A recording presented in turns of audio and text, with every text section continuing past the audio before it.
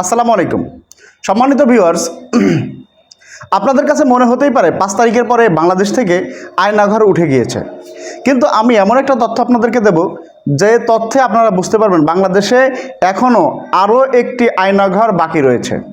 বর্তমান সময়ের আরেকটি দ্বিতীয় আয়নাঘর হচ্ছে আবাসিক মাদ্রাসা শিক্ষা প্রতিষ্ঠানগুলো। এতটুকু শোনার পরপরই আমাকে গালাগালি শুরু করেন না, অনুগ্রহপূর্বক পুরো ভিডিওটা দেখবেন, তারপরে আমাকে গালি দিবেন, যে মন্তব্য করবেন মেনে নিব। অনুগ্রহপূর্বক পুরো ভিডিওটা দেখবেন, এরপরে মন্তব্য করবেন। এখন আসি, কেন বললাম বাংলাদেশের দ্বিতীয় আরেকটি আয়নাঘর হচ্ছে মাদ্রাসা প্রতিষ্ঠান, তার ভিতরে বিশেষ শাখা হচ্ছে হেফজখানা এবং নুরানি বিভাগ। দেখেন, সাধারণত জামাতখানা শিক্ষকদের ক্লাস শেষ, তাদের ছুটি। 24টা ঘন্টা একজন মানুষ, একজন হেফজখানার শিক্ষক অথবা নুরানি শিক্ষক শিক্ষার্থীদের পিছনে লেগেই থাকে। দেখেন, একটা মানুষ 24 ঘন্টা কখনো ডিউটি করতে পারে না, এটা সম্ভব নয় যে একটা মানুষ 24 ঘন্টা কাজ করবে। কিন্তু আমাদের মাদ্রাসার হেফজখানাগুলাই শিক্ষকগণ 24 ঘন্টা কাজ করে।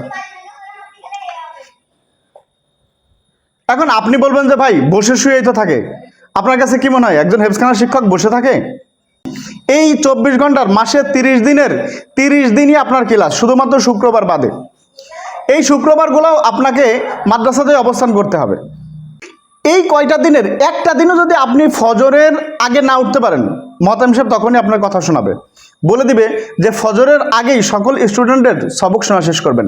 আচ্ছা, আপনাদের শিক্ষিত মানুষ যারা আছেন, বিবেকের কাছে একটা প্রশ্ন রেখে যাই, যারা আপনারা মৌখিক পরীক্ষা নিয়েছেন, পরীক্ষার সময় যারা মৌখিক পরীক্ষা নেন,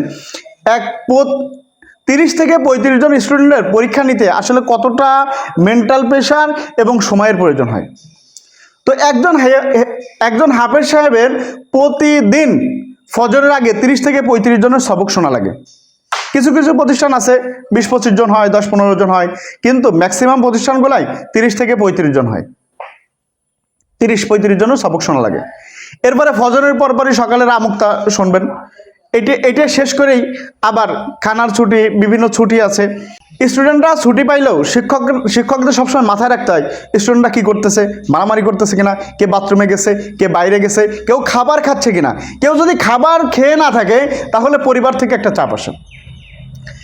এরপরে দুপুরের পরে আবার দুপুরের আমুকতা, এইভাবে আসলে 24 ঘন্টায় যারা হেফজখানায় চাকরি করেন বা মাদ্রাসা ব্যাকগ্রাউন্ডে আছেন, আপনারা জেনে থাকবেন 24 ঘন্টায় একজন শিক্ষক কাজ করে। এই কাজের ফাঁকে ফাঁকে যদি একটু ভুল হয়ে যায় তাহলে কোনো প্রকার ওই শিক্ষককে ছাড় দেওয়া হয় না। দেখেন, শাসনের লাঠি শিক্ষকদের কাছ থেকে বর্তমান উঠে গিয়েছে, যার কারণেই কিন্তু বেয়াদবের সংখ্যা বেড়ে গিয়েছে। শিক্ষকদের কাছে, মা বাবাদের কাছে বর্তমান শাসনের লাঠি নাই।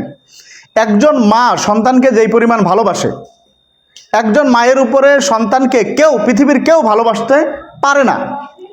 সেই মায়ের কাছে একটা সন্তান যখন 24 ঘন্টা থাকে, তখন সেই মাও সন্তানকে শাসন করে। তখন কিন্তু সমাজের কেউ কিচ্ছু বলে না। সন্তানকে মারে, সন্তানকে প্রহার করে, খাবার দেয় না, এমনকি এর থেকে বেশি শাসন করে, তারপরেও কোনো সমস্যা হয় না। কিন্তু আমাদের মাদ্রাসার শিক্ষকরা যদি একটু শাসন করে, সেটাকে নিয়ে এমনভাবে বিশ্লেষণ শুরু হয়ে যায়। একজন মা বেশির বেশি 2-3টা সন্তান মানুষ করে, অথচ একজন হেফজখানার শিক্ষক 30 থেকে 35টা বাচ্চা 24 ঘন্টা লালন পালন করে। তাদের ব্রেনটা কিভাবে সুস্থ থাকে আপনারা কখনো চিন্তা করেছেন? তাদের ব্রেনটা কিভাবে সুস্থ থাকে? অনাকাঙ্ক্ষিত ঘটনা 2-1টা ঘটতেই পারে। এই দেখেন, কেন বললাম এত কথাগুলা। দেখেন, একজন শিক্ষক একজন ছাত্রের বিচার করেছে, দেখা যাচ্ছে মাসবি আসলে প্রহারটা অনেক বেশি হয়ে গিয়েছে, মাত্রা অতিরিক্ত হয়ে গেছে। তো একজন শিক্ষক নয় ভুল করেই ফেলেছেন, তার জন্য কি তাকে ক্ষমা করে দেওয়া যেত না? হ্যাঁ, তাকে কি গোপনে মাদ্রাসা থেকে বিদায় করে দেওয়া যেত না? কিন্তু তা করা হয়নি। ওনার সঙ্গে কি করা হয়েছে? ওনাকে একদম খোলা ময়দানে বসে বিচার করা হয়েছে। এলাকার শাসকেরা বিচার করেছে। কি বিচার করেছে? ওনাকে মাদ্রাসা থেকে বহিষ্কার করে দেওয়া হয়েছে এবং জীবনে ওই জেলায় ওই শিক্ষক যেন আর কোথাও চাকরি করতে না পারে সেই ব্যবস্থা করা হয়েছে। আমি আমার শিক্ষক ভাইদেরকে বিনীত অনুরোধ করব, দেখেন, এই সন্তানের জন্য, এই শিক্ষার্থীকে আপনি মানুষ করার জন্য আপনি কষ্ট করতেছেন, আপনার পুরো সময়টা 24 ঘন্টার সময়টা ব্যয় করতেছেন। এই শিক্ষক, এই স্টুডেন্ট যখন মানুষ হয়ে যাবে ভাই, আপনার খোঁজ হয় মাসে বছরে, যদি সব থেকে ভালো স্টুডেন্ট হয়, সব থেকে আদৌ ভালো হয়, হয়তো বছরে একদিন হয়তো আপনার খোঁজ নিতেও পারেন, নাও নিতে পারেন। কিন্তু এই স্টুডেন্টদেরকে মানুষ করার জন্য আপনার নিজের ইজ্জতকে বিলাই দিয়েন না প্লিজ। মানুষ হয় হোক, না হয় না হোক, আপনি জাস্ট আপনার দায়িত্বটা পালন করুন। আমি শুধু এটাই আপনাকে অনুরোধ করব, আপনারা অন্যের স্টুডেন্ট, অন্যের ছেলেকে মানুষ করার জন্য নিজের ইজ্জতকে এইভাবে বিলায়েন না ভাই।